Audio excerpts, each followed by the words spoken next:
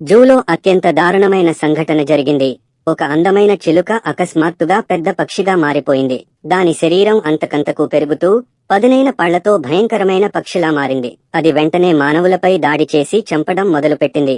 పరిస్థితి చేయి దాటుతుందని తెలుసుకున్న సైనికులు వెంటనే సంఘటనా స్థలానికి చేరుకున్నారు. ఈ వింత పక్షి పరిమాణం మునుపటి కంటే ఇప్పుడు చాలా రెట్లు పెద్దదిగా ఉండటం చూసి ఆశ్చర్యపోయారు. ఇదే స్థాయిలో అది పెరుగుతూ పోతుంటే పరిణామాలు దారుణంగా ఉంటాయి. దీనికి తోడు ఊళ్ళో ఉన్న మిగతా పక్షులు కూడా రూపాంతరం చెందాయి. అన్ని వేల పక్షులు ఒకేసారి అందరిపై దాడి చేయడంతో జనాభా అతలాకుతలం అయిపోయారు.